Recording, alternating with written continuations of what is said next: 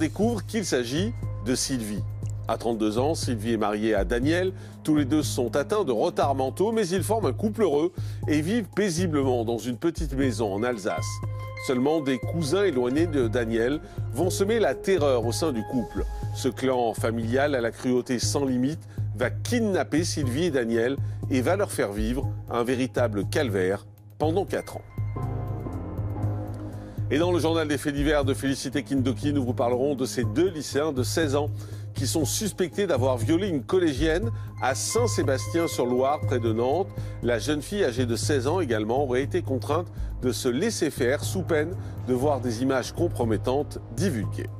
Et pour analyser avec nous ces histoires et répondre à toutes les questions que l'on se pose, nos experts de crimes et faits divers à la quotidienne sont aujourd'hui Maître Florence Rowe, avocate pénaliste, pour nous expliquer les procédures judiciaires. Bonjour. Bonjour Jean-Marc. Le docteur Stéphane Clerget, pédopsychiatre, pour comprendre les rouages psychologiques de chacun. Bonjour. Bonjour à tous. Et puis chaque jour en fin d'émission, le droit de suite, c'est avec Charlotte Durand, spécialiste des faits divers et rédactrice en chef de cette émission.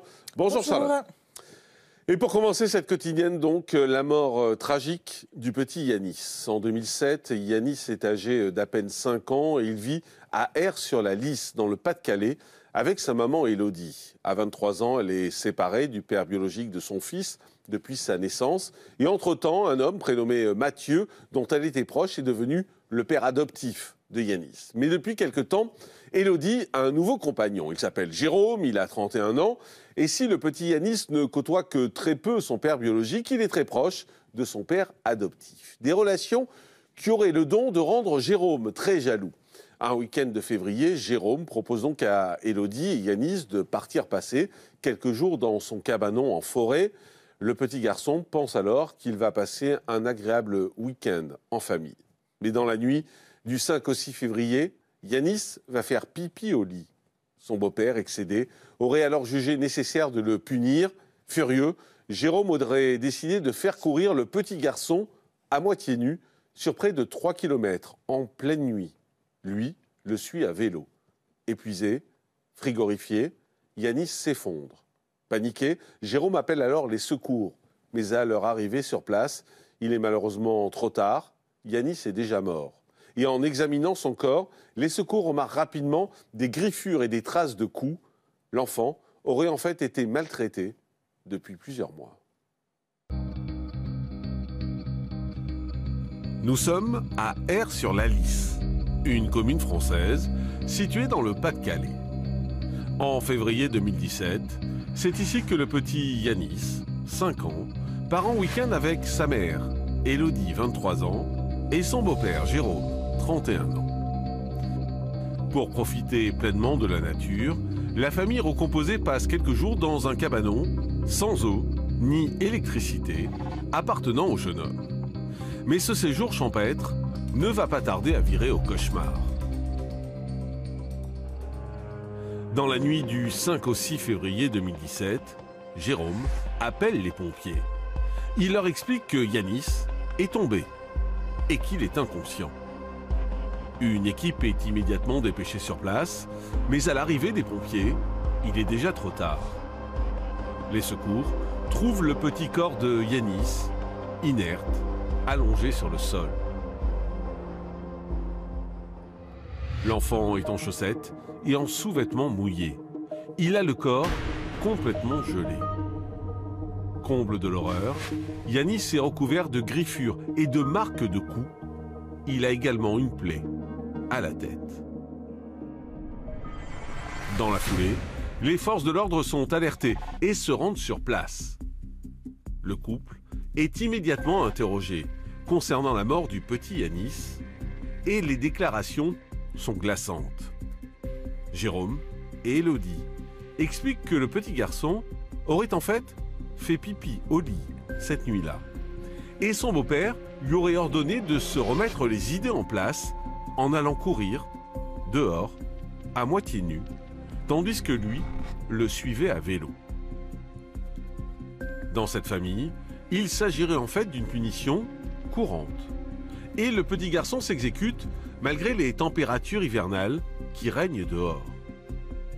En voyant que Yanis est emmené dehors par son beau-père, sa mère se recouche sans se soucier de ce qu'il compte lui faire. Pourtant, le petit garçon vit ses dernières heures. Jérôme le fait courir près de 3 km. Mais le chemin emprunté par le petit garçon est difficilement praticable car recouvert de grosses pierres. C'est pour cette raison que l'enfant aurait chuté à de nombreuses reprises. Épuisé, il aurait fini par s'évanouir. Les aveux de Jérôme sont insoutenables. Mais le rapport d'autopsie va révéler des faits encore plus cruels. Selon les experts, Yanis est mort des suites d'un traumatisme crânien. Mais il a également subi de nombreux sévices. Les légistes relèvent des marques d'étranglement. L'enfant a reçu des coups de poing et son corps aurait même été immergé dans l'eau, probablement dans le canal situé près du cabanon. Yanis a donc vécu l'enfer. En découvrant les constatations des médecins légistes, le beau-père de l'enfant formule de nouveaux aveux. Il admet avoir asséné des coups qu'il qualifie de légers sur le crâne de l'enfant et reconnaît une tape à l'aide d'une lampe torche. Mais au cours de l'enquête, cette lampe sera retrouvée par les enquêteurs près d'un chemin. Et son état de détérioration témoigne de la violence des coups portés à l'enfant. Pire encore, au cours de l'expertise, des lésions d'âges différents sont constatées sur son corps. Le calvaire du petit garçon aurait donc démarré bien avant la nuit du drame.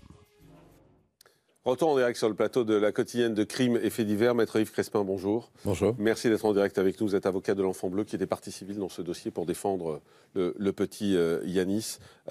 Cette affaire, elle est terrible parce qu'en plus, quand on voit les photos de cet enfant, quand on voit sa petite bouille, on se dit que c'est incroyable d'avoir fait souffrir autant ce gamin. Oui, je veux préciser, j'étais l'avocat de l'Enfant Bleu comme je le suis dans tous ces procès, mais j'étais également le représentant de l'association, plutôt de la Fédération de la Voix de l'Enfant. Oui, c'est une affaire terrible et c'est encore pire que ce que vous avez dit, permettez-moi de rectifier. C'est pas 3 kilomètres que ce beau-père a fait courir à Yanis, c'est 9 kilomètres. En pleine nuit, dans le froid. 5 février, il faisait dehors 5 degrés et cet enfant a couru, on le sait, il a été porté en partie sur la fin de cet aller-retour, mais il a couru pendant... au-delà des limites acceptables pour un enfant, en tout état de cause. De toute façon, courir en pleine nuit, dans le froid, à peine habillé, il y a même 1 kilomètre, c'est pas acceptable. Matin. Ouais. C'est pas concevable. Et malheureusement, il y a certaines personnes qui ont des conceptions de l'éducation particulièrement violentes. Je voudrais qu'on parle un petit peu de Yanis quand même, parce que je ne voudrais pas que ce soit juste un prénom comme ça. On a eu pas mal d'informations sur Yanis. Yanis, c'est un petit garçon qui aimait beaucoup la musique, qui disait qu'il voulait être DJ, s'intéresser à tous les sports comme le foot, la natation. Visiblement, il aimait beaucoup bien s'habiller. Alors c'était un petit garçon, comme beaucoup de petits garçons de cet âge-là, qui s'intéressait à beaucoup de choses, qui était très vivant, très joyeux, qui présentait aucune difficulté particulière. À l'école, ça se passait bien. Les enseignants ont toujours dit que c'était un petit garçon bien intégré, s'intéressant à beaucoup de choses et parfaitement discipliné. Qui malheureusement a subi les mauvais choix de sa mère, puisque la mère a eu plusieurs relations suivies, et à chaque fois, c'était des relations de violence, puisque ses compagnons successifs soit se désintéressaient de l'enfant comme le père biologique, soit s'y intéressaient mais étaient violents, comme celui qui l'avait reconnu, et soit celui qui l'a tué, quoi. Voilà, on a une mère qui n'a visiblement pas eu conscience de ses responsabilités vis-à-vis d'un enfant. Et ce qui est assez terrible, c'est que dans le même temps, on dit qu'Yanis est un petit garçon qui semblait heureux, C'est assez compliqué malgré tout. C'est un garçon qui était assez sensible aussi. Il refusait qu'on fasse du mal aux animaux. Il y a une anecdote où on dit, par exemple, qu'un scarabée écrasé, ça pouvait le faire pleurer. Oui. Donc c'est assez touchant en même temps. Et je crois qu'il avait eu un chien d'ailleurs pour ce qui sera son dernier Noël. Oui, tout à fait. Non, mais c'était vraiment un petit garçon, encore une fois, comme beaucoup d'autres, qui demandait qu'une chose, c'est-à-dire vivre et être heureux. Hein, voilà, on ne comprend pas comment cet homme s'est acharné à l'occasion de cette nuit du 6 février sur un petit bout de 5 ans. C'est invraisemblable. Docteur Stéphane Clerget, ce qui paraît dingue aussi, c'est que ce petit garçon, finalement, s'est construit dans cette ambiance, dans cet univers, avec les mauvais choix que décrivait Maître Crespin. Et finalement, lui, il était plutôt heureux. Il était dans son univers, il était souriant. Tout le monde le décrit comme un garçon joyeux. Le contraste est fort en même temps. C'est-à-dire quoi, il s'était fait une raison, au fond, presque, d'avoir cette vie.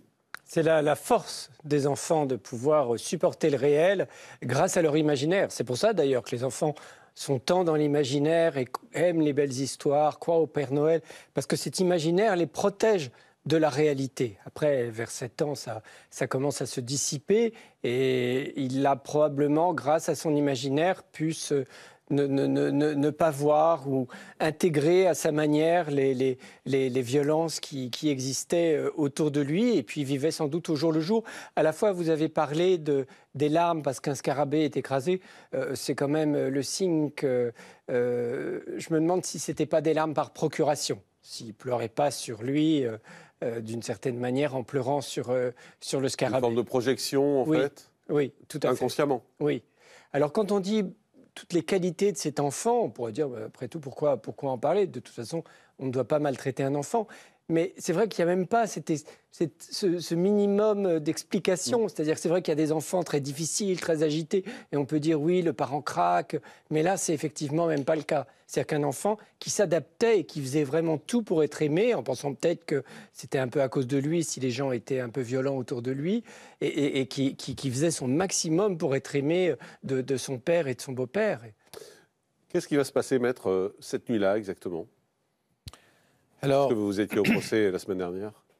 Alors, ce que l'on sait, avec toutes les réserves que l'on doit, parce que ce que l'on sait résulte des déclarations des personnes mises en cause, à savoir le beau-père et la mère. Ce que l'on sait, c'est que l'enfant se serait réveillé vers 1h, qu'il aurait fait pipi dans son lit, encore qu'on n'ait pas trouvé de traces d'urine sur le lit en question. Toujours est-il que l'enfant est réveillé et que le beau-père prend la décision de sortir avec l'enfant à 1h du matin. Pour le punir. Alors, lui dit pas pour le punir, ouais. Il lui dit pour lui remettre les idées en place. À 1h du matin. À 1h du matin. Un gamin de 5 ans. Un gamin de 5 ans, voilà. Bien sûr. C'est une drôle de façon de concevoir le repos d'un enfant. Hein. Pour lui remettre les idées en place, et c'est évidemment, quand on sait la suite, c'est évidemment pour le punir, mais il l'emmène dehors, l'enfant est couvert. C'est-à-dire que la mère prend la précaution de lui mettre les habits normaux pour une sortie nocturne. Donc, ce qui veut dire que la mère est réveillée à 1h du matin, oui, elle est réveillée. Et elle voit son compagnon prendre son fils pour sortir. Elle est au courant, et apparemment ils en avaient l'habitude, de sortir en pleine nuit, et en tout cas elle couvre l'enfant. L'enfant et le beau-père partent. Il semblerait, d'après les déclarations du beau-père, mais avec toutes les réserves que l'on doit, que l'enfant s'est mis à courir sur une distance assez longue, vraisemblablement sur environ 3 km, jusqu'à un pont. Et ils traversent le pont et ils vont à l'appartement qui est celui de la mère, un peu plus loin, donc à 4 km 500, c'est pour ça que du cabanon. C'est pour ça que je vous dis, c'est à 9 km. Ouais, l'aller-retour, c'est 9 km. Et pendant ce trajet, l'enfant tombe à plusieurs reprises et reçoit des coups de la part du beau-père. Le beau-père qui le suit en vélo, c'est ça? Qui le suit en vélo. Il prend le vélo et il suit l'enfant qui court Mais on sait qu'un enfant de 5 ans ne peut pas courir indéfiniment. Ce n'est pas un marathonien quand même. Hein. Et il y a des médecins légistes qui nous disent qu'un enfant peut courir autant de temps que son âge. C'est-à-dire qu'un enfant de 5 ans, il ne peut pas courir plus de 5 minutes, ce qui est compréhensible. Là, le total aller-retour va prendre 1h50. Hein. Et donc pendant toute cette allée, l'enfant tombe à plusieurs reprises, il reçoit plusieurs coups, il va jusqu'à l'appartement de la mère, ils reviennent là-bas, à l'appartement de la mère, il est nettoyé, on lui asperge, enfin le beau-père lui asperge la figure, parce qu'il y aurait des traces, quelques petites traces de griffures, tout ça. Ils reviennent, à nouveau des chutes et à nouveau des coups. Mais donc il revient encore en courant? Et oui, bien sûr, il faut refaire le chemin inverse pour revenir à ce Et donc il est quoi? Il est 2 h du matin, quoi. Enfin, le temps a passé, il doit être autour de 2 heures. Il est même 2h40 quand le beau-père constate que l'enfant est inanimé, perd connaissance et qu'il se décide à appeler les secours.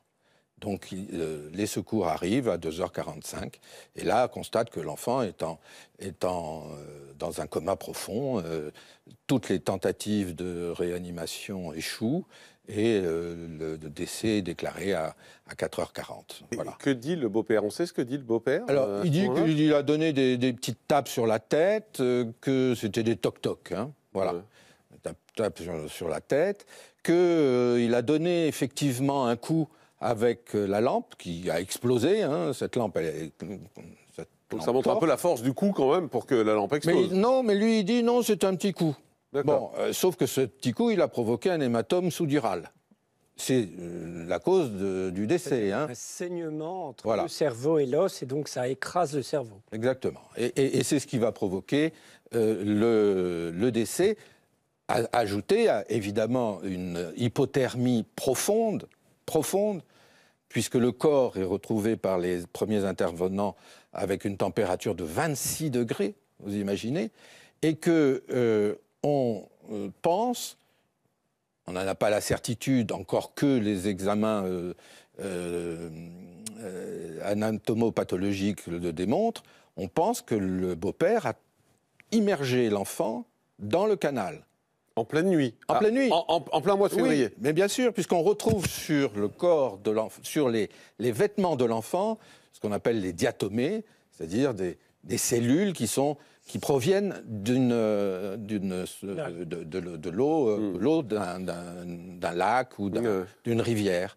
Donc, il l'a immergé, pas totalement, puisque le visage n'est pas mouillé quand les intervenants le retrouvent, mais tout le corps est mouillé et les seuls vêtements qui restaient sur lui, à savoir un slip et un pull, sont trempés à tordre. Donc c'est forcément, et c'est pas la pluie qui pouvait l'avoir mouillé, c'est le fait d'avoir immergé cet enfant dans l'eau du canal. Mais maître, au tribunal, qu'est-ce qu'il dit? Il dit qu'il voulait le tuer? Non, bien sûr que non. Il reconnaît lui avoir donné des coups, mais il dit, c'est sa défense, je n'ai jamais voulu tuer il voulait quoi, l'enfant. Parce que excusez-moi, mais quand on a un gamin de 5 ans qu'on frappe, qu'on fait courir pendant 9 km et qu'on immerge dans l'eau glacée, à part vouloir le tuer, je ne vois pas trop ce qu'on veut faire. C'est difficile et il aura beau expliquer qu'il n'a jamais voulu tuer cet enfant et s'en tenir à cette idée qu'il voulait juste discuter avec l'enfant, Discuter? Oui, c'était une discussion. Avec un enfant de 5 ans. Voilà. Ouais. Remettre ses idées en place, discuter entre mecs. Entre mecs, parce que c'est son expression, voilà. Entre mecs, il dit non, j'ai jamais voulu, parce que j'aimais cet enfant, drôle façon d'aimer, mais j'aimais cet enfant, je ne voulais pas sa mort. Mais voilà, il n'a pas été convaincant, il faut le dire, puisque la cour d'assises a retenu l'homicide volontaire et a rejeté la thèse des coups et blessures volontaires ayant entraîné la mort sans intention de la donner. Maître Florence Rolle, les descriptions faites par Maître Crespin est glaçante. Écoutez, je crois que si on ne le voyait pas et que si on ne savait pas que c'est une affaire réelle, on n'imaginerait même pas que ça puisse exister et que quelqu'un puisse avoir l'idée de se comporter comme ça. avec un petit bonhomme comme celui qu'on voit sur l'écran. C'est juste hallucinant. Je ne sais même pas ce qu'il peut y avoir dans le cerveau d'un individu. Je ne comprends pas. C'est quand même complètement incroyable. Parce que là, il y a une succession quand même de... Je veux bien qu'il ait peut-être dit qu'il n'avait pas l'intention de lui donner la mort, mais enfin, en attendant, il a quand même vraiment additionné tous les éléments qui pouvaient faire en sorte que cet enfant ne ressorte pas en très bonne santé de ce périple nocturne. Et puis, je me demande comment une mère peut habiller son enfant pour laisser sortir un gosse de 5 ans en pleine nuit au mois de février. Enfin, c'est juste incroyable aussi. Alors, justement, la maman, c'est intéressant parce qu'on l'a mise de côté là un petit peu parce qu'on s'est intéressé au périple tragique de ce gamin. La maman, donc vous nous avez dit, elle a habillé son fils. Et qu'est-ce qu'elle fait? Elle reste dans le cabanon? Elle se rendort. Elle retourne se coucher. Oui. C'est incroyable. Bah oui. Pour elle, il ne pouvait pas y avoir de danger parce que... C'est ce qu'elle dit, c'est ce qu'elle a expliqué. Oui, ce beau-père a toujours été bienveillant vis-à-vis de son fils, qu'il n'y avait pas de problème. Mais excusez-moi, maître, mais quand on lui dit... Vous pensiez qu'il faisait quoi en sortant à 1h du matin? Qu'est-ce qu'elle répond? Alors, il y a des échanges de SMS assez intéressants. Hein. Elle communique avec ce beau-père et elle dit « Faites attention ». Faites attention à quoi? On ne sait pas très bien. Je commence à avoir peur. Mais c'est une heure et demie après. Vous voyez, et elle s'inquiète véritablement 1h30 après quand le beau-père lui téléphone en lui disant Yanis ne va pas bien, il faut que tu lui parles, alors que l'enfant était déjà inanimé. Hein, vous voyez, donc la mère est inconsciente, hein, puisqu'elle s'est rendormie pendant le trajet, pendant ces... Oui, pas inquiète, donc. Pas inquiète, non, pas du tout. Voilà. Elle fait sa nuit. Alors, suite au décès du petit Yanis, les enquêteurs se penchent sur la situation familiale du petit garçon. Et si, aux yeux de tous, la famille de Yanis semblait a priori sans histoire, la vérité, vous allez le voir, est bien différente, mais personne ne se doutait de ce qui se passait réellement dans l'intimité de ce foyer. La semaine dernière, Élodie et Jérôme ont donc dû répondre de leurs actes devant la cour d'assises de Saint-Omer. Avant sa mort tragique, Yanis, 5 ans, était déjà au cœur d'importantes querelles familiales. Sa mère s'est séparée de son père à sa naissance et il a finalement été reconnu par un autre homme prénommé Mathieu. Un père de substitution qui avait un droit d'hébergement et de visite sur l'enfant au moment des faits. Yanis en était très proche. Et peu de temps avant le drame, son père biologique avait lui aussi fait un pas vers lui et souhaitait apprendre à le connaître.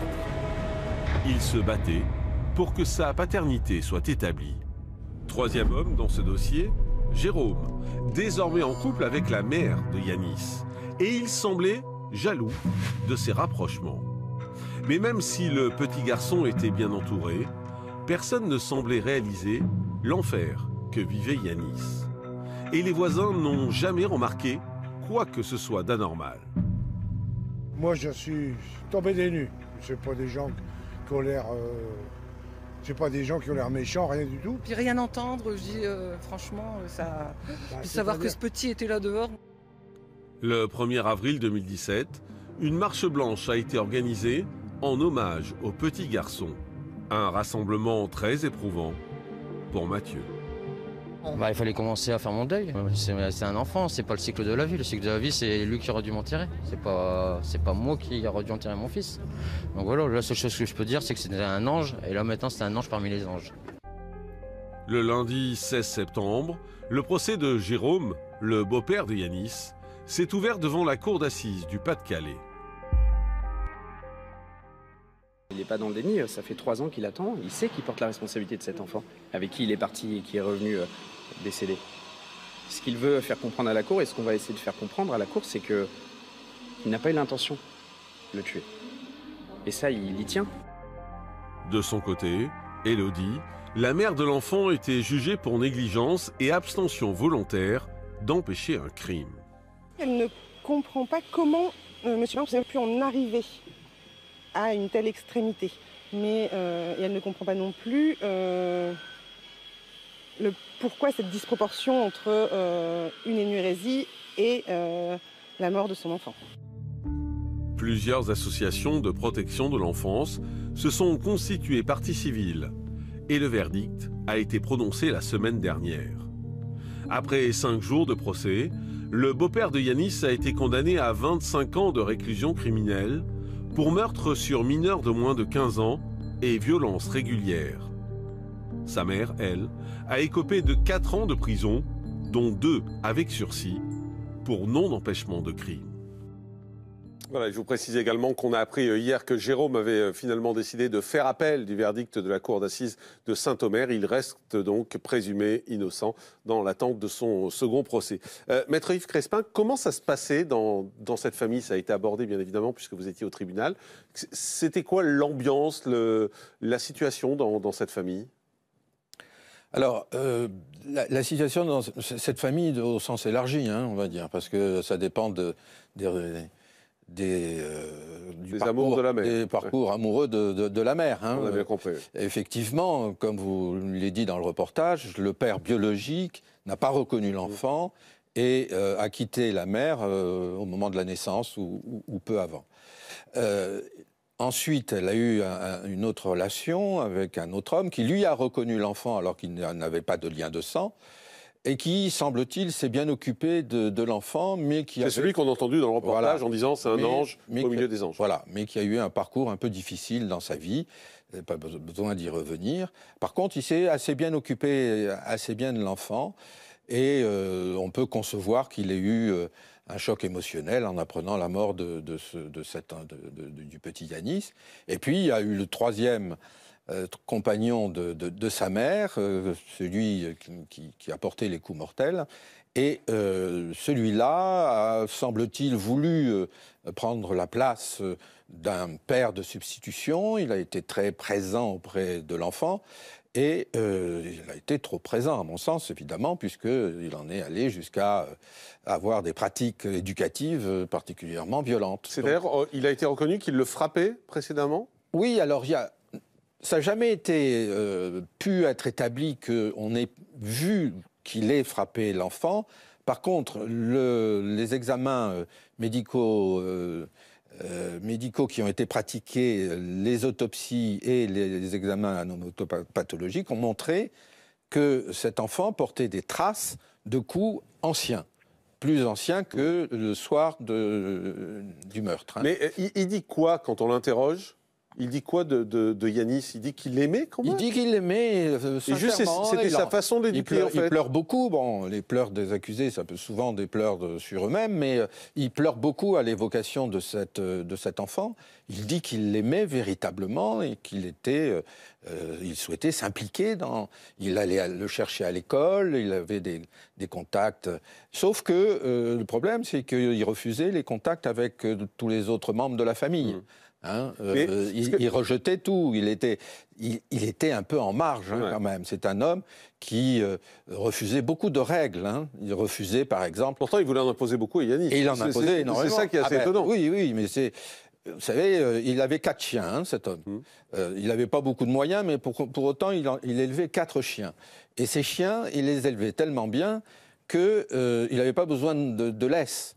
Il ne mettait jamais de laisse à ses chiens et il se promenait dans la ville avec des chiens sans laisse. C'était des bergers allemands. Mais ça veut dire quoi? Ça veut dire qu'il aimait l'ordre, en fait. Il aimait l'ordre. Et c'est ce qu'il voulait transposer sur Yanis? Il était très psychorigide, on va dire. Il imposait un certain nombre de règles. Par contre, pour lui, il n'y en avait pas. Il n'y en avait pas. Hein. Il a refusé d'intégrer un club canin parce que dans le club canin, on obligeait les propriétaires à tenir les chiens en laisse. Il, évidemment, était consommateur de cannabis. Il refusait, il avait laissé tomber son travail. Il avait un travail d'encadrant dans une entreprise de récupération, et puis petit à petit, il a fait de l'absentéisme. C'est un homme qui... Et puis, il a refusé, il voulait vivre en autarcie, ça peut être très bien, hein, de vivre en autarcie et en autosuffisance, ça peut être très louable, sauf quand on fait vivre un enfant dans un cabanon, sans eau et sans électricité, sans chauffage. Donc voilà, c'est un homme qui s'exonérait de beaucoup de règles, admises, sociales, normales, mais qui en imposait à ce petit Yanis jusqu'à l'extrémité. Docteur Stéphane Clerget, c'est intéressant là, tout ce qui vient d'être dit sur la psychologie de cet homme, sur son rapport avec les chiens qui doivent marcher droit. Et c'est ce que je disais, moi j'ai un peu le sentiment qu'il voulait que ce soit pareil avec Yanis. Il fallait marcher droit, il ne fallait pas aller à côté. Et un chien, quand ça ne va pas, on le punit. Et j'ai le sentiment qu'il faisait pareil avec Yanis. Quand ça ne va pas, il le punissait pareil. Oui, en effet, j'ai le même regard que vous là-dessus. Il a élevé Yanis comme un chien, et très certainement qu'il aimait ses chiens. Pour autant, on nous décrit un homme qui est hors la loi et au-dessus des lois. La loi, c'est moi. Donc c'est moi qui impose la loi. Ce serait intéressant de savoir, pour comprendre, certainement pas pour excuser, si lui-même a été maltraité par son père ou par sa mère d'ailleurs, ou pas, ce qui serait encore plus étonnant. Il n'a pas été maltraité, hein. Il a été un peu abandonné. Oui, d'accord. Donc oui, il n'y a même pas cette explication logique-là où je répéterais tout bêtement la manière dont on m'a élevé. On ne peut pas dire ça. Après, il y a d'autres lectures possibles, et on sait notamment que la maltraitance des beaux-pères vis-à-vis de l'enfant de la mère est souvent nourrie par une espèce de rivalité. On a déjà vu des cas comme ça, où le beau-père se met en rivalité avec l'enfant vis-à-vis de la mère, quand la mère est très fusionnelle avec son enfant. Est-ce que c'était le cas, maître? Elle était fusionnelle? Non, on ne peut pas dire ça. Si elle était fusionnelle, elle n'aurait pas laissé partir à 1h du matin. On ne peut pas dire nuit. ça, elle était aimante, ça c'est sûr, mais il n'y avait pas de vraie rivalité. Par contre, il voulait prendre la place du père absent. Et bien voilà. Et donc il y a cette autre forme de jalousie à laquelle on ne pense pas forcément, mais des pères pas capables de l'être peuvent se mettre en rivalité effectivement avec les autres pères. C'est ça. Et c'est vrai que là, ils étaient légion. Et dans cette compétition, il voulait s'imposer et créer un lien fort, comme on éduque le chien, pour qu'il soit soumis à lui. C'est-à-dire qu'aimer, ça voulait dire qu'on soit soumis à lui. C'est-à-dire qu'il fallait que l'enfant démontre son amour en étant soumis à cet homme. Et soit aux ordres. Et soit aux ordres. En même temps. Voilà. Et c'est sans doute, effectivement, ce qu'il cherchait. Donc, bien sûr, il y avait quand il nous dit qu'il aime, soit il ment, soit c'est vrai. Mais il y avait en tout cas clairement la volonté de torturer. Enfin, de dresser. Moi, j'ai le sentiment que c'est dresser plus que torturer, en fait. Oui. Il avait envie de dresser le gamin comme il dressait ses chiens. Mais dresser un enfant, c'est le torturer. Ah non, bien sûr. Bah oui. Mais vous m'avez devancé, Jean-Marc, parce que moi, quand j'entends le mot éduquer, je suis désolée, mais on n'éduque pas un enfant comme ça. Et puis, ça ne ressemble pas à de l'éducation. C'est effectivement du dressage. On peut peut-être imaginer qu'il a pensé cette nuit-là qu'il allait lui apprendre à être un homme. Selon ses conceptions à lui, bien sûr. Non, mais en plus, l'expression, parce que Maître Crespin nous disait, quand tu lui dis, je voulais qu'on s'explique entre hommes. Mais oui, c'est ça. Entre mecs, pardon. Entre mecs, alors que, pauvre petit bonhomme, 5 ans, qu'est-ce qu'il va... là encore, mais qu'est-ce qu'il y a dans la boîte crânienne? C'est ça qu'on peut se poser comme question au bout du compte. Malheureusement, il y en a beaucoup, vous le savez, chers confrères, et malheureusement, je vais trop souvent peut-être devant des cours d'assises, et on a des exemples qui sont bien au-delà de la fiction, c'est la réalité et là, terrible on voit des choses qui sont des cours d'assises. J'ai plaidé il n'y a pas longtemps pour un enfant qui avait été mis dans la machine à laver. Vous avez connu cette affaire. D'autres affaires encore qui sont tout à fait emblématiques de cette violence dont sont victimes les enfants. Violence qui seraient à visée éducative, mais qui ne sont pas acceptables, évidemment. Évidemment. Merci beaucoup, Maître Yves Crespin, en tout cas, d'avoir été avec nous en direct sur ce plateau. Dans Crime et faits divers à la quotidienne, je vais maintenant revenir sur la tragique histoire de Sylvie, une jeune femme handicapée de 32 ans. Son corps est repêché dans le Grand Canal d'Alsace et quelques jours plus tard, un homme se présente à la gendarmerie pour déclarer sa disparition. Mais très vite, les gendarmes vont être intrigués par son discours qui présente quelques incohérences et ils vont découvrir que cet homme est en réalité à la tête d'un clan. Elle et Sylvie, un jeune couple de trentenaires qui va être séquestré, battu et racketté par tout un groupe de tortionnaires. Un calvaire qui aboutira à la mort de Sylvie. On y revient dans un instant. Mais auparavant, le journal des faits divers.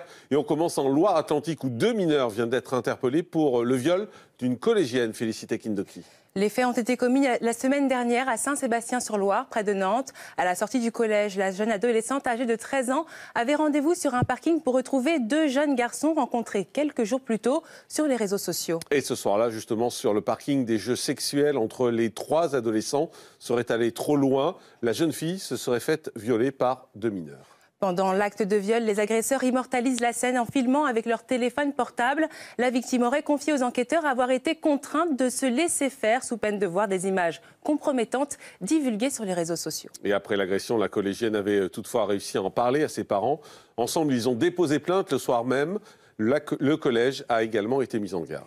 Et hier, les 2 jeunes mineurs ont été interpellés à leur domicile. Il s'agit de 2 lycéens âgés de 16 ans, inconnus de la justice. Placés en garde à vue, leurs auditions vont déterminer le degré de l'implication de chacun. Un dossier qui aboutira à la saisie d'un juge d'instruction et à l'ouverture d'une information judiciaire pour viol sur mineur. Et maintenant, direction la Haute-Corse, où un homme comparaissait mardi devant la cour d'assises pour le meurtre de son père. Les faits s'étaient déroulés en avril 2017. Ce soir-là, le fils de la victime était ivre. Alors que sa petite amie lui annonce qu'elle souhaite le quitter, il se met en colère et lui fait peur. Elle tente alors de s'enfuir, mais il parvient à la rattraper, la fait chuter en lui causant un traumatisme crânien avant de la mettre en joue avec son arme. Puis en pleine nuit, vers 4h30 du matin, l'homme se serait rendu au domicile de son père, un agriculteur de 58 ans, et quand celui-ci lui ouvre la porte, il reçoit 2 coups de fusil dans le thorax. Le père décède sur le coup, tandis que le fils rentre chez lui. Il sera interpellé alors qu'il dort. Dès son arrestation, il déclare regretter son geste et montre aux enquêteurs l'endroit où il a abandonné son arme. Oui, il expliquera aux enquêteurs que la dispute avec sa petite amie lui aurait rappelé le comportement violent de son père envers sa mère, tout comme la maltraitance que celui-ci lui aurait fait subir. Mardi, ce premier jour de procès a été consacré au secret de famille. L'accusé vivait mal le fait de ne pas être aimé par son père, un parricide qui divise la famille. Écoutez. Une fille, une compagne, des frères, les proches de Roger Guidici, la victime, apparaissaient tendus aux côtés de leurs avocats. Une famille brisée en attente d'explications et face à elle, dans le box, un jeune homme de 24 ans. Si Thomas Guidici a commis l'irréparable pour ses avocats, l'explication est à rechercher dans les rapports conflictuels qu'il entretenait avec un père autoritaire. Après les enquêteurs, 2 témoignages ont retenu l'attention de la cour. D'abord celui de Maëlle, l'ex-petite amie de l'accusé. Elle s'était disputée avec lui le soir du drame, une dispute qui aurait tout déclenché. Selon Maëlle, Thomas Guidici, d'abord gentil, était devenu agressif en voulant à mort à son père. Elle-même, la fameuse nuit d'avril, a été violentée et aurait été menacée avec l'arme du meurtre.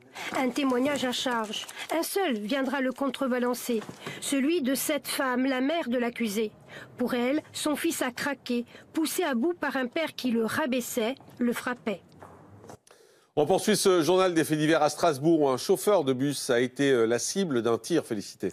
Hier après-midi, il était environ 15h40 quand le bus de la ligne 19 qui transportait des passagers a été la cible d'une agression au niveau de l'arrêt Alderbourg dans le quartier de Cronenbourg. Et 2 jeunes hommes à scooter se sont portés à hauteur d'un bus. L'un d'eux a exhibé une arme à feu avant de mettre en joue le chauffeur. C'est alors que le scooteriste tire un coup de feu en direction du conducteur de bus. La vitre latérale a étoilé. Heureusement, ni le chauffeur ni aucun passager n'a été blessé dans cette attaque. Les auteurs casqués ont pris la fuite. Le chauffeur, très choqué, a immédiatement alerté le poste de contrôle qui a mis en œuvre la procédure de sécurité pour protéger l'équipage. Il a été pris en charge par un service médical. La police est très vite arrivée sur les lieux afin de procéder à des relevés. Une enquête est en cours afin d'identifier les fuyards. Les vidéos de caméras de surveillance de la ville et de bus ont été saisies pour être exploitées. À présent, direction l'Indre-et-Loire où un homme doit répondre de ses actes depuis hier devant la cour d'assises de Tours pour le viol d'une octogénaire. C'était en janvier 2018. Une affaire qui avait suscité un énorme émoi. Le 6 janvier 2018, à Saint-Pierre-les-Corps, une dame âgée de 87 ans qui se déplace en déambulateur rentrait de ses courses lorsque cet homme, âgé de 21 ans, l'interpelle en prétextant vouloir l'aider à porter ses sacs. Oui, il l'accompagne jusqu'à son domicile, puis rentre de force à l'intérieur de l'appartement. Il la menace et lui réclame sa carte bancaire, puis il la viole avant de s'enfuir. Hier matin, la cour d'assises a commencé par s'intéresser au profil de l'accusé. Il est présenté par les psychiatres comme un jeune homme émotionnellement instable et impulsif, au parcours scolaire et familial compliqué, dépendant à l'alcool et aux drogues, qui serait de surcroît incontrôlable et dangereux. Et ce n'est pas la première fois qu'il comparaît devant un tribunal. Il est bien connu de la justice puisqu'il fait l'objet de 22 condamnations pour des vols ou des violences. Mais hier, il était sur le banc des accusés pour des faits de viol et d'extorsion sur personnes vulnérables. Il dit ne pas se souvenir de son acte et ne laisse paraître aucune émotion. La Cour essaie toutefois de comprendre ce qui l'a poussé à agir de la sorte. Écoutez l'avocat de l'accusé. Une cour d'assises, pour pouvoir juger, elle doit comprendre. Donc dans cette affaire, les faits reprochés à l'accusé ont été reconnus. Donc il va falloir s'expliquer, le passage à l'acte. La difficulté de ce dossier, c'est qu'humainement, on est attiré par la partie civile, on a de la compassion pour la partie civile, mais c'est l'accusé que l'on juge. Donc tout le travail des jurés va être de tenir compte des expertises psychologiques et psychiatriques et d'expliquer pourquoi ce gamin, parce que c'est un gamin, il a un peu plus de 20 ans, a commis les faits qui lui sont reprochés. Allez, on termine ce journal des faits divers en Dordogne où un homme a été tué à coups de couteau et un suspect a été arrêté. Félicité. Mardi soir, à Périgueux, le corps d'un homme a été découvert gisant dans le hall d'un immeuble de la rue des Mobiles, près de la gare. Il était 23h quand une personne qui rentrait dans l'immeuble a donné l'alerte. Oui, lorsque les secours sont arrivés, ils n'ont rien pu faire. La victime était déjà décédée. Elle aurait succombé à un ou plusieurs coups de couteau. En tout cas, la piste du meurtre n'a fait aucun doute. Hier soir, le parquet n'a pas encore formellement identifié cette victime. Aucune famille n'a donc été prévenue de son décès pour le moment. Par ailleurs, un suspect a été identifié et interpellé. Ouais, l'individu présent sur la scène de crime est un homme âgé de 25 à 30 ans. On ne connaît pas encore son lien avec la victime. En tout cas, il a été placé en garde à vue après les faits. Une garde à vue qui devrait se prolonger aujourd'hui pour 24 heures supplémentaires. L'ouverture d'une information judiciaire pour homicide volontaire est envisagée. En attendant, l'enquête se poursuit. Merci beaucoup, Félicité. On vous retrouve demain en direct pour un nouveau journal des faits divers. Direction maintenant Rosenau, dans le département du Haut-Rhin, une trentaine de kilomètres de Mulhouse. Le 27 juillet, des promeneurs font une macabre découverte sur les bords du canal de l'Alsace. Dans l'eau, le corps d'une femme. Il sera repêché quelques heures plus tard par la brigade fluviale. Mais l'identification du corps sera très compliquée tant l'état de décomposition du cadavre est avancé. Après des semaines de recherche, le témoignage d'un homme venu spontanément se présenter à la gendarmerie va enfin faire avancer l'enquête. En effet, Bernard dit connaître la noyée. Elle serait même sa petite amie. Mais son discours est très embrouillé, notamment sur les circonstances de la mort de la jeune femme. Ce qui va interpeller les enquêteurs, et Bernard est donc placé en garde à vue et mis en examen pour homicide volontaire. En fait, la victime s'appelle Sylvie, elle a 32 ans et elle est atteinte de troubles mentaux. Elle est également mariée à Daniel, lui aussi atteint d'un retard mental. Et la mère de Sylvie confie que cela fait 4 ans qu'elle était sans nouvelles du couple. Mais depuis peu, Daniel aurait refait surface et il lui aurait confié les raisons de leur silence. En fait, pendant ces 4 années, Sylvie et Daniel ont été séquestrés, rackettés, réduits à l'esclavage par des cousins de Daniel qui en ont profité pour leur voler leurs allocations. À Mulhouse, les gendarmes sont face à une affaire hors du commun. La famille Errette aurait racketté, torturé et réduit en esclavage Daniel et sa femme pendant près de 4 ans. Le clan serait directement impliqué dans la mort de Sylvie. Le 9 septembre 2008, 50 gendarmes opèrent un vaste coup de filet et 10 membres de la famille sont arrêtés sur la région de Mulhouse. En garde à vue, les enquêteurs sont face à des individus désarmants.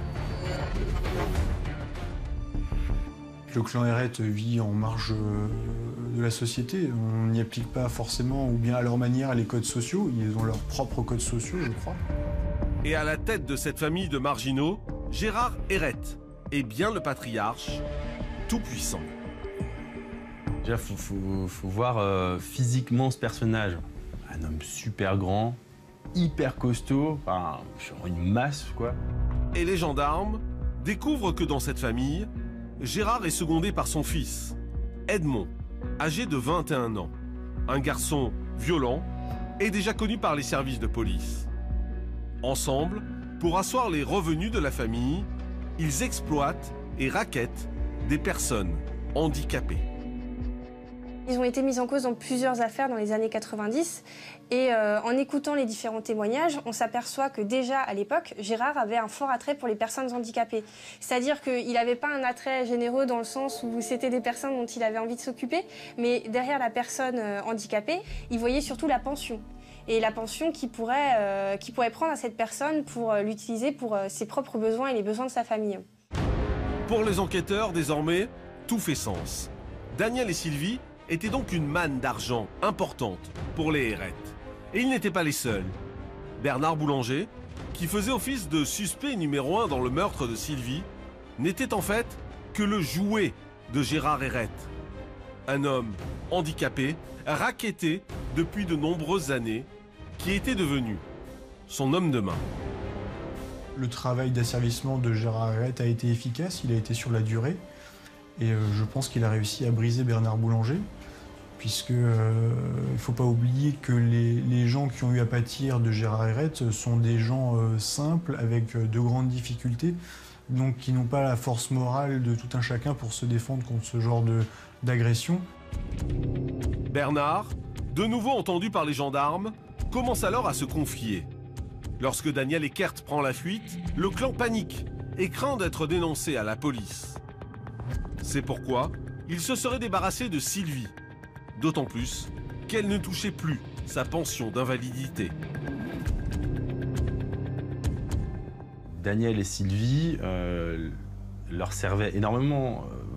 Vu l'argent qu'ils récupéraient chaque mois, c'était une jolie petite entreprise, quoi. À eux deux, ils avaient plus de 2000 € de pension, de chômage ou de choses comme ça. Comme Sylvie ne voyait plus personne, petit à petit, ce qu'elle touchait s'est amenuisé, et jusqu'au moment où elle touchait plus rien. Donc au final, elle servait plus à rien. Exploitation de la mendicité d'autrui, violence sur personnes vulnérables, séquestration, assassinat, au terme des confrontations et des interrogatoires, 10 personnes appartenant au clan Herrette sont mises en examen. Retour en direct sur le plateau de la quotidienne de Crime et Faits divers. Maître Ange Bujoly, bonjour. Bonjour. Merci d'être en direct avec nous. Vous êtes l'avocat de Gérard dans ce dossier. On a eu un peu une description de Gérard et de ce qu'il faisait subir à toutes ces personnes-là. Vous le décrivez comment, puisque vous l'avez côtoyé, avec vos mots? Comment puis vous êtes son avocat, donc c'est peut-être pas le même regard que nous. Comment vous le décrivez, Gérard? Enfin, je dois vous dire qu'au départ, j'étais l'avocat de 4 personnes dans ce dossier, puisque je connaissais la famille Herrette pour d'autres antécédents, beaucoup moins graves, bien sûr. Mais dans cette affaire, à l'époque de la garde à vue, j'étais l'avocat de Gérard, de son fils Edmond, de sa femme Odile et de sa maîtresse Kathleen. Et au cours de l'évolution du dossier, on s'est aperçu qu'il y avait des intérêts divergents, donc il y avait conflit d'intérêts. Et là, il a fallu faire un choix. Et je me suis dessaisi de 2 personnes. J'ai gardé Gérard et Kathleen. Alors, j'ai été surpris, bien sûr, par ce qui était arrivé, parce que je ne m'attendais pas du tout à ça. Comme je vous le disais, j'étais l'avocat, mais dans d'autres affaires, et beaucoup moins importantes. Mais quand j'ai découvert tout ça, je me suis rendu compte que, finalement, Gérard, qui était très, très affable, très gentil, de ce que je connaissais, quoi, était une personne qui, finalement, en imposait beaucoup, notamment sur son fils Edmond, qui était son bras droit, hein. Et sur toute sa famille, c'était quelqu'un qui était très imposant et personne ne pouvait rien lui refuser. Mais il y a un côté un peu maléfique quand même vis-à-vis de tout ça, parce que quand même, ce qui fait vivre aux gens qui sont des personnes en état de faiblesse, qui sont des personnes handicapées, c'est terrible. C'est terrible, d'autant plus qu'on a découvert encore d'autres choses. Puisque je vous parlais d'antécédents, mais que je ne connaissais pas, on s'était rendu compte au cours de l'enquête que chez Gérard Herrette, on avait découvert le corps d'un homme dans sa salle de bain, dans sa baignoire, un bain de javel, et l'homme avait été certainement torturé. Il avait tellement souffert qu'il s'était arraché un orteil qu'on avait retrouvé dans son estomac. Voyez. Concernant Sylvie était considérée à ce moment-là comme l'esclave domestique. Hein, elle faisait à manger, elle faisait le ménage. Daniel lui faisait la manche dans les supermarchés. Moi, ce qui me surprend dans tout ça, c'est que personne autour ne voit rien. Personne ne s'aperçoit dans les voisins. Personne ne voit ce qui se passe mais je ne sais pas si personne ne voit rien, mais quelqu'un a vu, puisqu'il était arrivé effectivement qu'on avait vu Daniel, le mari de Sylvie, sur le pas de la porte, avec beaucoup d'hématomes. On avait prévenu la police, mais quand la police était arrivée, il n'y avait plus personne. Ouais. Vous voyez. Enfin, on avait trouvé Daniel en train de dormir sur le paillasson avec un bout de pain et un café très amoché. Voilà. Et donc la police arrive et là, il n'y a plus personne. Ouais. Et la police ne fait pas d'enquête? Elle a fait des enquêtes. Mais lorsqu'elle s'est présentée, par exemple, au domicile d'une fille de Gérard, dont le nom m'échappe, Sandrine, elle a déclaré qu'elle ne connaissait pas ces personnes. Il n'y avait plus personne. Je vous dis, tout était bien organisé, quoi. Mais juste, maître, quand vous parlez, vous, avec votre client, qu'est-ce qu'il vous dit? Comment il explique ce qu'il fait et comment il explique ce comportement odieux avec ces personnes handicapées? Donc, moi, j'ai un principe avec mes clients, c'est que je leur demande de me faire confiance, et pour me faire confiance, il faut me dire la vérité, quoi. Alors, la vérité, il me dit, c'est que il a du mal à s'expliquer, en fait. Il me dit, j'ai fait ça, je l'assume, c'est tout ce que je fais, c'est tout ce qu'il m'a dit, sans plus. Mais quand vous lui dites pourquoi avoir fait ça? Pourquoi il me sourit? Pour l'argent? Il me sourit en me faisant comprendre que c'était pour l'argent, bien sûr. L'argent était plus important que les êtres humains. Que les êtres humains. 4 ans après les faits, le procès hors norme donc de 10 membres du clan Hérette va s'ouvrir enfin à la cour de Colmar. Néanmoins, après 4 semaines de procès, des zones d'ombre, on le disait, demeurent toujours autour des circonstances exactes de la mort de Sylvie. Cour d'assises de Colmar, 17 janvier 2012. Ici, se tient un procès hors du commun, qui durera 4 longues semaines. Tous les regards sont alors tournés vers les 3 principaux accusés. Gérard Hérette, le patriarche de la famille, mais aussi son fils Edmond et Bernard Boulanger. Alors que tout le monde se rejetait la faute, à la surprise générale, Gérard décide d'endosser toutes les responsabilités, sans doute pour protéger les siens. Il va prendre sur lui notamment l'assassinat de Sylvie en disant c'est moi qui l'ai tué. Mais après, quand on va le pousser un peu dans ses retranchements pour le mettre face à des contradictions avec des choses qui auraient été précédemment dites, eh ben, il va simplement dire bah voilà, c'est ma version maintenant. Il ne va pas essayer de convaincre en fait. Vient alors le tour de Bernard Boulanger. Et fait rare dans un procès, il comparaît à la fois en tant que victime et complice. La personnalité de Bernard Boulanger est assez dure à cerner parce qu'on ne sait pas vraiment s'il a un problème d'ordre psychologique ou s'il joue la comédie. Parce qu'il était faible et sous l'emprise du clan Hérette, Bernard s'est laissé manipuler. Pour les enquêteurs, ses dépositions maladroites à la gendarmerie s'expliquent alors. Gérard Hérette envoie Bernard Boulanger raconter aux gendarmes une histoire. Bernard Boulanger pense peut-être que c'est pour faire une diversion. Maintenant, je crois que Gérard Hérette entendait envoyer Bernard Boulanger se livrer, ou en tout cas livrer un coupable. Ce qui est sûr pour la justice, c'est que Sylvie a été battue sauvagement dans les bois. Mais personne ne sait qui de Gérard, Edmond ou Bernard a été le vrai bourreau de Sylvie. Celui qui l'aurait jetée à l'eau, encore vivante. Après 12 heures de délibération, la Cour du Haut-Rhin rend son verdict. Gérard Hérette, le patriarche, est condamné à 30 ans de réclusion criminelle. Son fils, Edmond, a 20 ans. Quant à Bernard Boulanger, il est condamné à 15 ans de prison. Mais l'affaire n'est pas pour autant close, puisqu'Edmond a fait appel du jugement et promet de revenir à la barre avec des révélations fracassantes. Voilà, vous l'avez entendu, donc Edmond, le fils et bras droit de Gérard, qui a fait appel du verdict devant la cour d'assises de Colmar, a vu sa peine de 20 ans de réclusion criminelle confirmée lors de son procès en appel. Maître Ange Bujoli, quelle famille? Quelle famille, oui. Heureusement qu'on n'en voit pas beaucoup, mais c'est ça, oui. Il y a quelque chose d'étonnant malgré tout quand Gérard à la barre assume tout.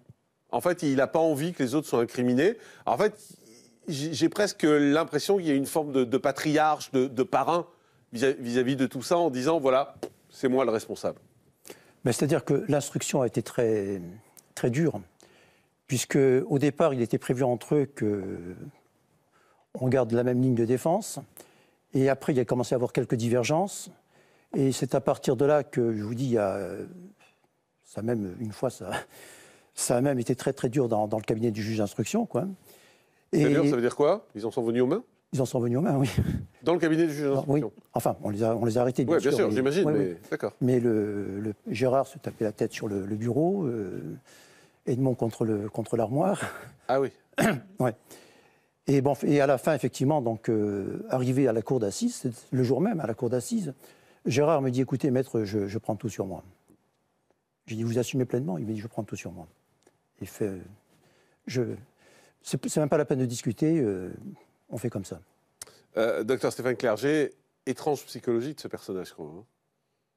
Oui. Alors après, il y a des propos qu'on dit de manière impulsive et qu'on peut regretter. Mais si vous voulez, quand on est patriarche d'un clan, comme vous l'avez dit, les membres du clan, finalement, c'est comme nos membres. Donc après, le calcul est simple. Hein. Si tous les membres du clan prennent 10 ans, ça fait finalement beaucoup plus que ce que lui pourrait prendre à lui tout seul. À part que quand il prend lui, c'est lui qui subit. Oui. Quand les autres prennent, c'est eux. Oui, mais comme c'est des morceaux de lui, puisque de toute façon, c'est le patriarche. Et juste quand même sur le manque de respect, c'est le moins qu'on puisse dire, des personnes handicapées qui va exploiter. Comment ça peut s'expliquer? C'est pas des gens pour lui? Ou alors il ne considère que son groupe? Oui, sans doute. Sans doute, effectivement, que ce défaut d'humanité, parce que le défaut d'humanité fait partie de l'humanité, hein, c'est des choses qui s'apprennent au cours de l'évolution, par identification à nos parents, ou parce qu'on développe cette compétence à aimer l'autre, à être sensible à la souffrance de l'autre. Ça ne se développe pas de manière égale chez tout un chacun. Mais aussi, il y en a visiblement chez qui ça ne se développe pas du tout. Oui, mais peut-être que ça s'est développé, comme vous l'avez dit, juste au niveau de son clan familial. On voit ça, hein, des fonctionnements très primitifs où il y a que la famille qui compte. Mais finalement, encore une fois, la famille, c'est moi. C'est mes membres. Et c'est moi contre le monde entier. Et clairement, effectivement, les autres, j'en ai absolument rien à fiche. Maître Florence Rowe. En tout cas, malheureusement, on voit que les personnes handicapées sont souvent utilisées. On en voit beaucoup qui mendient dans la rue et derrière tout ça, très souvent, il y a toute une organisation. Alors, ce n'est pas cette famille, ce sont d'autres, mais hélas, ces personnes vulnérables sont très souvent sous emprise et exploitées et monnayées. C'est vraiment très, très triste. Alors, en tout cas, Maître Ange Bujoli, j'ai l'impression que cette affaire, elle vous a quand même un peu secoué, non, face à ces gens-là? Secoué dans la mesure où j'ai découvert au fur et à mesure la personne que j'avais côtoyée pendant plusieurs années, quoi. Et qui cachait donc ce qu'il y avait derrière. Merci Maître, en tout cas, merci d'avoir été en direct avec nous sur ce plateau. En janvier 2016, une fillette de 8 ans confie à ses parents que Laurent, son entraîneur de foot, aurait abusé d'elle. Par la suite, d'autres fillettes dénonceront les agissements de l'entraîneur et sur son ordinateur, les enquêteurs vont retrouver des photos pédopornographiques ainsi que des vidéos mettant en scène des viols sur sa propre femme. Laurent vient de comparaître en appel devant les assises de Carcassonne. C'est une affaire de viol dans le milieu sportif qui vient d'être jugée par la cour d'assises de Carcassonne. L'affaire éclate au mois de janvier 2016. Une fillette de 8 ans décide de confier à ses parents un secret devenu trop lourd à porter. Son entraîneur de foot, Laurent, aurait abusé d'elle. Son témoignage sera suivi de 3 autres. Comme elle, ses coéquipiers racontent des bisous dans le cou, d'autres des doigts dans le sexe qui faisaient mal. Ces nombreux sévices, il les pratiquait des mercredis après-midi après l'entraînement à son propre domicile. Alors que les garçons jouaient aux jeux vidéo en bas, il faisait monter les filles dans la chambre en prétextant aller chercher des jouets, puis il les violait à tour de rôle. Parfois, elles étaient seules, parfois, elles étaient plusieurs. L'homme leur demandait même de se toucher mutuellement, un terrible huis clos qui durera 2 ans avant que leur bourreau ne soit dénoncé et placé en garde à vue. En apprenant ce dont on l'accuse, Sandra, la femme de Laurent, fouille la maison de fond en comble, persuadée qu'il y a des vidéos qui sont dissimulées, des vidéos pédopornographiques. Et effectivement, elle trouve ce qu'elle cherche. Mais à sa grande surprise, elle découvre que son mari a aussi fait une autre victime. Et cette victime, c'est elle-même. Après avoir retrouvé des somnifères sur un disque dur, elle trouve des vidéos d'elle endormie en train de se faire violer par Laurent. À plusieurs reprises, l'homme l'a droguée, l'a filmée, alors qu'il insérait toutes sortes d'objets dans son sexe, des verres, des bougies ou des jouets pour enfants. La mère de famille est sous le choc. Furieuse, elle détruit tout mais se ravise et prévient la police. Par la suite, les enquêteurs parviendront à retrouver 1800 clichés de femmes en train de dormir et 1 millier de fichiers pédopornographiques effacés sur l'ordinateur. Le 5 juillet 2009, l'homme est reconnu coupable d'avoir violé et agressé sexuellement les 4 jeunes joueuses qu'il entraînait entre 2014 et 2016, mais également, il est reconnu coupable de viols commis en 1996 sur sa petite cousine, ainsi que de viols commis sur son ex-épouse. Par ces faits, la cour d'assises de l'Hérault le condamne à 20 ans de réclusion criminelle, assorti de 10 ans de suivi médico-social. Mais Laurent fait appel. Il vient donc d'être rejugé devant la cour d'appel de Carcassonne. Il n'y a aucun élément matériel tangible de constaté par les médecins légistes, d'une part. Et d'autre part, en ce qui concerne d'autres plaignantes, il y a des pièces qui sont indiquées comme ayant été détruites, dont on a l'impression qu'elles n'ont jamais existé. Pas ou peu d'éléments matériels, mais pour les parties civiles, il existe un faisceau d'indices concordants qui ne laisse aucune part au doute. On va essayer en tout cas d'aller vers la vérité. Les jeunes victimes connaissent la vérité, les victimes connaissent la vérité. Elles étaient là dans cette chambre de l'horreur où il n'y avait aucune issue pour elles. J'espère qu'il n'y aura non plus aucune issue pour l'accusé. Alors Charlotte Durand, comment s'est déroulé ce second procès ? Eh bien, les petites filles n'étaient pas présentes à l'audience, mais sur le banc des parties civiles, il y avait son ex-femme, Sandra. Et pourtant, face à elle, malgré les vidéos qu'elle a retrouvées, l'accusé ne reconnaît toujours pas les faits et continue à clamer son innocence. « Je n'ai absolument rien fait, tout est faux. Concernant les faits reprochés par ma femme, je l'ai fait à sa demande », a-t-il répété. Oui, selon son avocat, il s'agirait en fait simplement d'un complot. Oui, en effet, son conseil a plaidé l'acquittement. Selon lui, c'est un dossier où il manque des éléments et des preuves. Pourtant, la parole des enfants a été jugée crédible par les experts et, comme l'a souligné le président, ce n'est pas la parole de l'un contre l'autre, mais bien la parole de l'un contre celle de toutes les autres. Oui, et côté partie civile, on redoutait justement qu'à nouveau, Laurent adopte cette attitude. Car avant le procès, l'avocate de l'une des familles craignait d'assister cette année encore à un rendez-vous manqué entre les deux parties. Selon elle, il y a un sentiment d'inachevé pour ses clients. Au-delà de la vertu thérapeutique qu'a pu avoir le procès et la reconnaissance du statut de victime, il y a la grande souffrance de devoir revivre encore ces faits et d'être, encore une fois, accusée de mentir, avait-elle souligné. Oui, mais finalement, au terme de ce procès, les plaignantes ont eu à nouveau gain de cause. Tout à fait. Et la peine de Laurent a même été légèrement alourdie. Reconnu coupable de viol sur les joueuses, sur sa cousine et sur sa femme, Laurent a de nouveau écopé de la peine maximale, soit 20 ans de réclusion criminelle. Mais en plus, cette peine a été assortie d'une peine de sûreté des 2/3 qui n'avait pas été retenue en première instance. C'est fini. On peut avancer, ont soufflé les familles à l'énoncé du verdict. Merci beaucoup Charlotte, on vous retrouve demain en direct. Le baiser de la mort, c'est ce soir à partir de 21h05 sur Énergie 12. Un numéro d'héritage à ne pas manquer. Je vais vous raconter 3 histoires et en particulier celle de Pierre et Nicole qui sont de tout jeunes mariés âgés de 88 et 86 ans. Et ce mariage sur le tard interroge, surtout que tout de suite après, Pierre signe un acte de donation en faveur de sa nouvelle épouse. 2 mois plus tard, Pierre décède et toute sa fortune revient donc à Nicole. Mais spolié de l'héritage, le fils de Pierre, Alain, soupçonne sa belle famille d'avoir manipulé son père en exclusivité pour héritage. Alain a accepté de parler à nos équipes. C'est ce soir à partir de 21h05 sur Énergie 12. C'est la fin de cette quotidienne de Crimes et Faits divers. Merci de nous avoir suivis. On se retrouve donc ce soir à 21h sur Énergie 12 et puis à 13h35 en direct demain avec Crimes et Faits divers pour revenir sur de nouvelles histoires vraies. À demain et d'ici là, soyez prudents.